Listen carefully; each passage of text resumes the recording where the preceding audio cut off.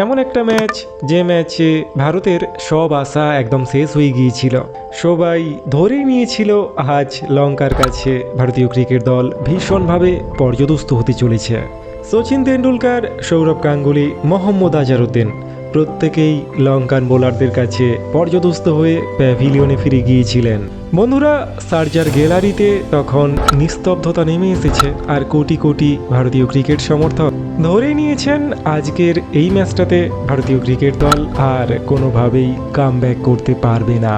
কিন্তু চরম অনিশ্চয়তার খেলা ক্রিকেট সেদিন সম্ভবত অন্য এক গল্প লেখার জন্যই প্রস্তুত হচ্ছিল, এবং তাই সবাইকে অবাক করে দিয়ে শেষ পর্যন্ত একজন ভারতীয় বোলার সেদিন মাঠের মধ্যে এমন এক কাণ্ড ঘটিয়েছিলেন, খাদের কিনারায় দাঁড়িয়ে থাকা ভারতীয় ক্রিকেট দলকে এমন এক রুদ্ধশ্বাস, এমন এক রূপকথার জয় এনে দিয়েছিলেন, যা আজও ভারতীয় ক্রিকেটের ক্যানভাসে এক গৌরবময় ইতিহাস হিসেবে জল করছে।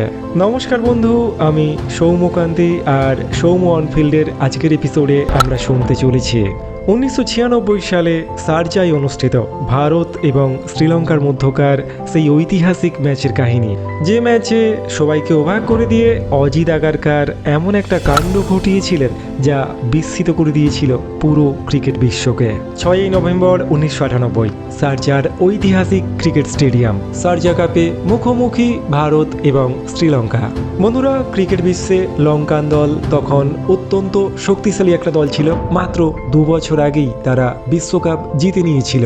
শারজায় সেদিন ভারতের অধিনায়ক মোহাম্মদ আজহারউদ্দিন টসে জিতে প্রথমে বোলিং করার সিদ্ধান্ত নিলেন।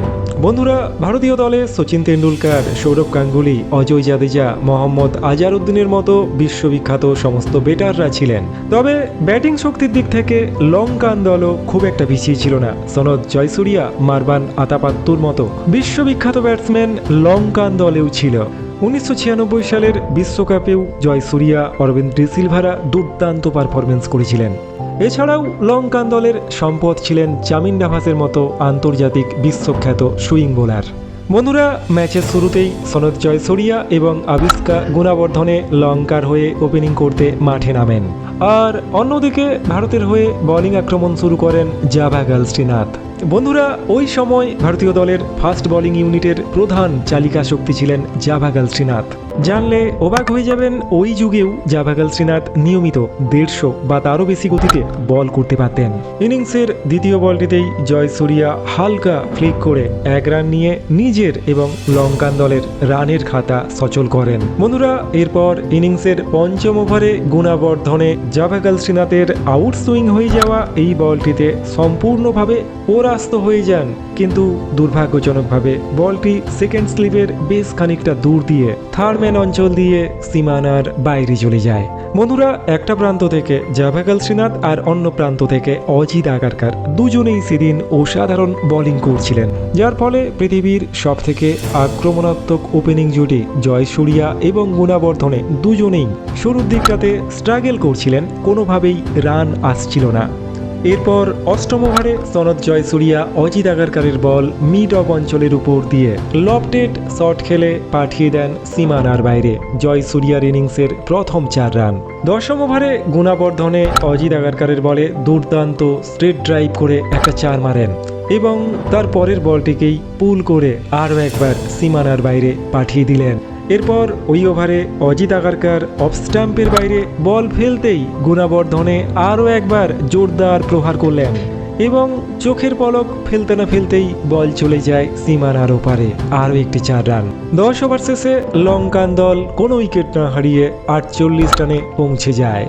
বন্ধুরা, আজ থেকে প্রায় 30 বছর আগে 10 ওভার শেষে কোনো উইকেট না হারিয়ে 50 রান অত্যন্ত সম্মানজনক একটা স্কোর হিসেবেই বিবেচিত হতো। সুতরাং শুরু থেকেই বোঝা যাচ্ছিল আজ লঙ্কান ক্রিকেট দল ভারতীয় ক্রিকেট দলের সামনে একটা বড় সড়ো চ্যালেঞ্জ ছুঁড়ে দিতে চলেছে। বন্ধুরা, সত্যি বলতে কি, আজ থেকে প্রায় 30 বছর আগে আন্তর্জাতিক ওডিআই ম্যাচে প্রথমবার টি-20-র ফ্লেভার যোগ করেছিলেন লঙ্কার এই দুই কিংবদন্তি ব্যাটসম্যান সনদ জয়সূরিয়া এবং গুণাবর্ধনে। পৃথিবীর যে কোনো দলের বিপক্ষেই এই দুই ব্যাটসম্যান শুরু থেকে একদম বিপজ্জনকভাবে ঝাঁপিয়ে পড়তেন। পরিস্থিতি বেগতিক দেখে মোহাম্মদ আজহারউদ্দিন প্রথমবারের জন্য অনিল কুম্বলের হাতে বল তুলে দিলেন। বন্ধুরা, অনিল কুম্বলে সেই বোলার ছিলেন যিনি যখনই প্রয়োজন পড়ত ভারতীয় ক্রিকেট দলকে আসল ব্রেক থ্রু এনে দিতে পারতেন। বন্ধুরা, সেদিনও অনিল কুম্বলে বোলিং করতে এসেই জয়সূরিয়াকে পরাস্ত করলেন, কিন্তু আশ্চর্যজনকভাবে নয়ন মঙ্গিয়া একটা সহজ স্ট্যাম্পিং মিস করলেন। জীবনদান পেয়ে গেলেন বিপজ্জনক জয়সূরিয়া। এরপর 14তম ওভারে অনিল কুম্বলের বলে ক্লিন বোল্ড হয়ে গেলেন গুণাবর্ধনে এবং ভারতীয় ক্রিকেট দল ওই ম্যাচে প্রথম সফলতা অর্জন করল। গুণাবর্ধনের পরে লঙ্কার হয়ে ব্যাটিং করতে মাঠে নামলেন মারবান আতাপাত্তু, আর অন্যদিকে উইকেট পড়ে যাওয়ার পরেও সনত জয়সূরিয়া একদম ফ্রি ফ্লোয়িং ব্যাটিং করছিলেন। কিন্তু ঠিক এই সময় নিখিল চোপড়ার বলে ক্লিন বোল্ড হয়ে গেলেন ভয়ঙ্কর সনত জয়সূরিয়া। ভারতের দুই স্পিনার লঙ্কান দলের দুই ওপেনিং ব্যাটসম্যানকে প্যাভিলিয়নের রাস্তা দেখিয়ে দিয়েছেন। 17তম ওভারে 85 রানের মাথায় লঙ্কান ক্রিকেট দল দ্বিতীয় উইকেটটি হারালো। সনত জয়সূরিয়ার পরে লঙ্কার হয়ে ব্যাটিং করতে মাঠে নামলেন অরবিন্দ ডি সিলভা, কিন্তু অরবিন্দ ডি সিলভা ক্রিজে সেটেল হওয়ার আগেই অনিল কুম্বলে সৌরভ গাঙ্গুলির হাতে অরবিন্দ ডি সিলভাকে ক্যাচ আউট করিয়ে লঙ্কান ক্রিকেট দলকে 3 নম্বর ধাক্কাটি দিলেন। বন্ধুরা, পরপর 3টে উইকেট নিয়ে ভারতীয় ক্রিকেট দল এই ম্যাচে হঠাৎ করেই প্রত্যাবর্তন করে। অন্যদিকে লঙ্কার হয়ে পঞ্চম ব্যাটসম্যান হিসেবে মাঠে নামলেন ক্যাপ্টেন অর্জুনা রণতুঙ্গা। একদিকে অর্জুনা রণতুঙ্গা আর অন্যদিকে মারবান আতাপাত্তু দুজনে মিলে লঙ্কান দলের স্কোর এরপর ধীরে ধীরে নির্দিষ্ট লক্ষ্যের দিকে এগিয়ে নিয়ে যেতে শুরু করলেন। সিঙ্গেল, ডাবলস আর মাঝে মাঝে বাউন্ডারি অর্জুনা রণতুঙ্গা এবং মারভান আতাপাত্তু এইভাবেই লঙ্কান ক্রিকেট দলের স্কোর ধীরে ধীরে রিবিল্ড করছিলেন। বন্ধুরা, ভারতের অধিনায়ক মোহাম্মদ আজহারউদ্দিন এই জুটিকে ভাঙার জন্য অনিল কুম্বলে, নিখিল চোপড়া এবং সুনীল জোশী 3 জন স্পিনারকে ঘুরিয়ে ফিরিয়ে ব্যবহার করছিলেন, কিন্তু ভারতের 3 স্পিনারকেই সেদিন কোনো রকম পাত্তা দিচ্ছিলেন না মারবান আতাপাত্তু এবং অর্জুনা রণতুঙ্গা। 34 ওভার শেষে লঙ্কান দলের স্কোর 3 উইকেটের বিনিময়ে 150 রান, অর্থাৎ লঙ্কান ক্রিকেট দল ওভার পিছু প্রায় 5 রান করে সংগ্রহ করছিল। বন্ধুরা, এই জুটিকে ভাঙার জন্য আজহারউদ্দিন তেন্ডুলকারের হাতে বল তুলে দিলেন, কিন্তু সচিনের প্রথম বলেই অর্জুনা রণতুঙ্গা অফ সাইডে দুর্দান্ত একটা 4 মারলেন।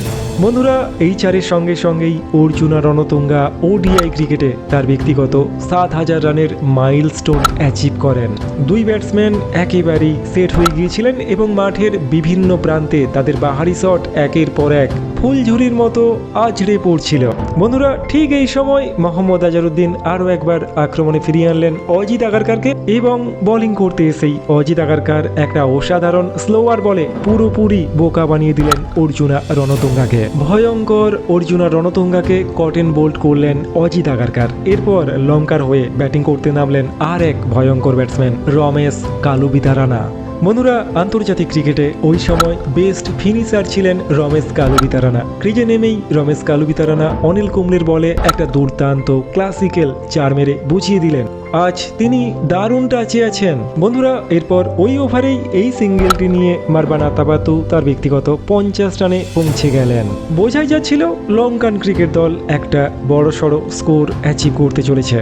তবে সবাইকে অবাক করে দিয়ে শেষের দিকটাতে ভারতীয় বোলাররা আবারও এই ম্যাচে ভীষণভাবে কামব্যাক করেন এবং জাভাগল শ্রীনাথ, অজিত আগারকার, অনিল কুম্বলে, সুনীল জোশীদের ইকোনমিক্যাল বোলিংয়ের সৌজন্যে শেষমেশ 50 ওভার শেষে লঙ্কান ক্রিকেট দল 7 উইকেটের বিনিময়ে 245 রান পর্যন্ত পৌঁছতে সক্ষম হয়েছিল।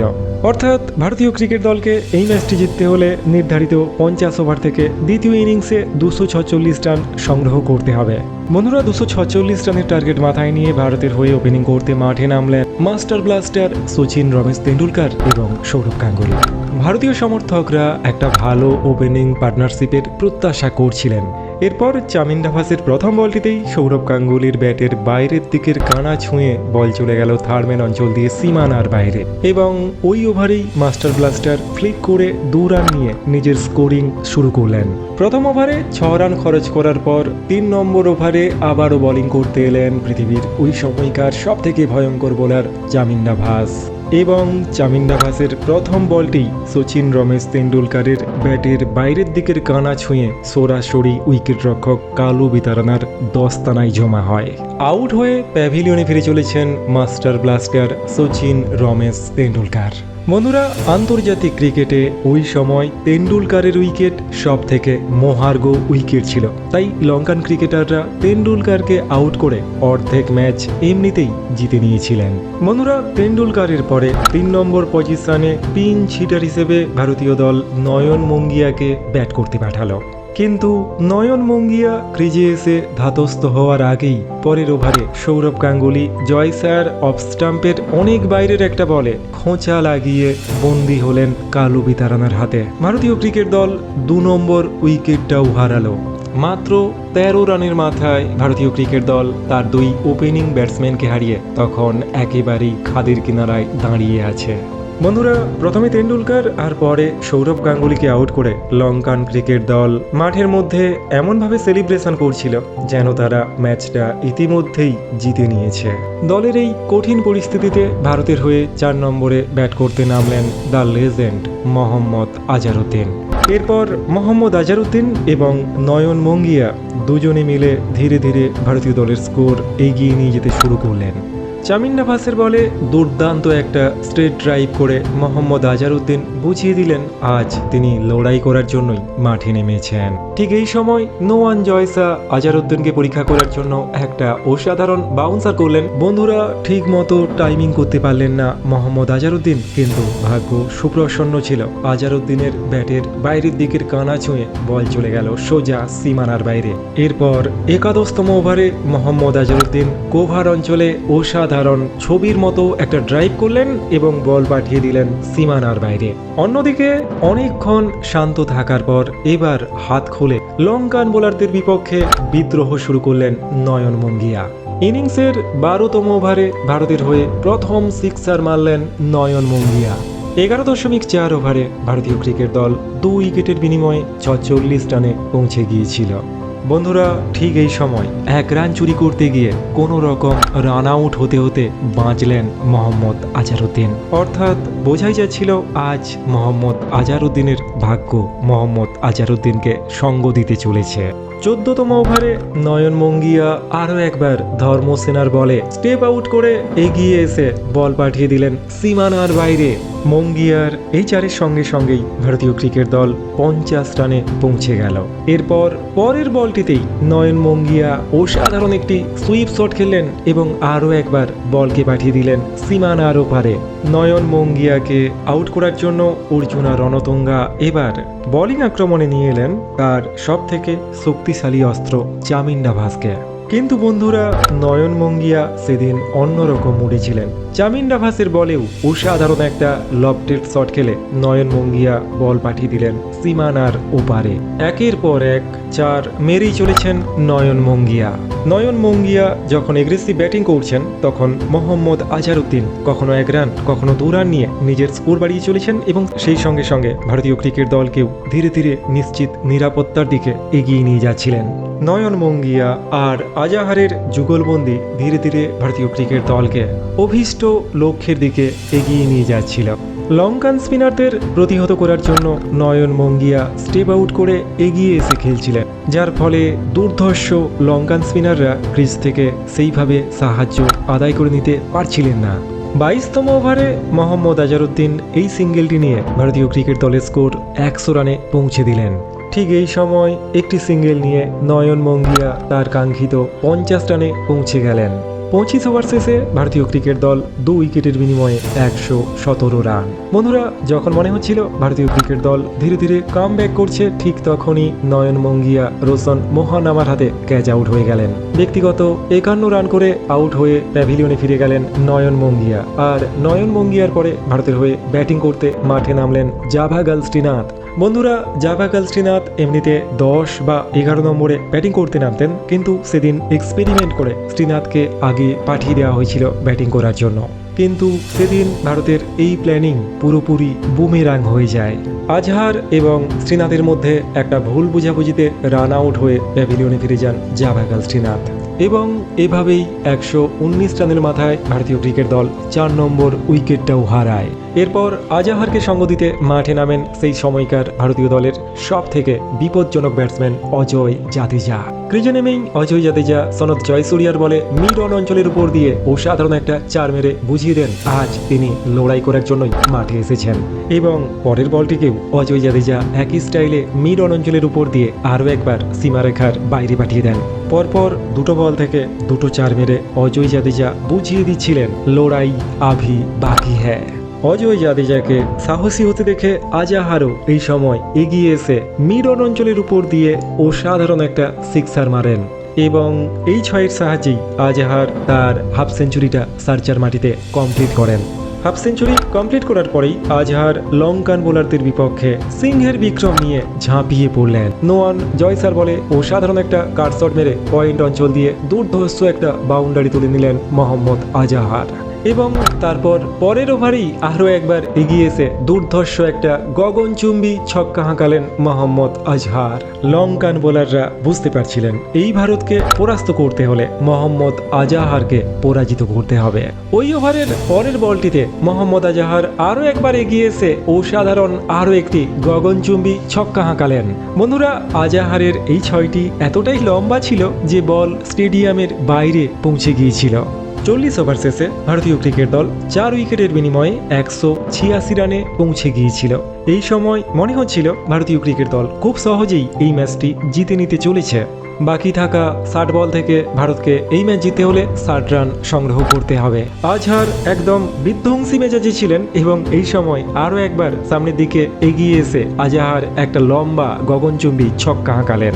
বন্ধুরা, মোহাম্মদ আজহার 94 রানে ব্যাটিং করছিলেন। ঠিক এই সময় অর্জুনা রণতুঙ্গা আরও একবার চামিন্ডাভাসের হাতে বল তুলে দিলেন এবং বল করতে এসেই একটা অসাধারণ বলে চামিন্ডাভাস মোহাম্মদ আজহারকে ক্লিন বোল্ড করে দিলেন। বন্ধুরা, আজহারের উইকেটটা এই ম্যাচের টার্নিং পয়েন্ট হতে যাচ্ছিল, কারণ আজহার উদ্দিন যেভাবে ব্যাটিং করছিলেন তাতে তিনি ক্রিজে থাকলে পরের 4-5 ওভারের মধ্যেই তিনি ভারতীয় ক্রিকেট দলকে এই ম্যাচে জয় এনে দিতে পারতেন। তাই মোহাম্মদ আজহারউদ্দিনকে আউট করে লঙ্কান ক্রিকেট দল আরও একবার এই ম্যাচে কামব্যাক করার পরিস্থিতি তৈরি করে।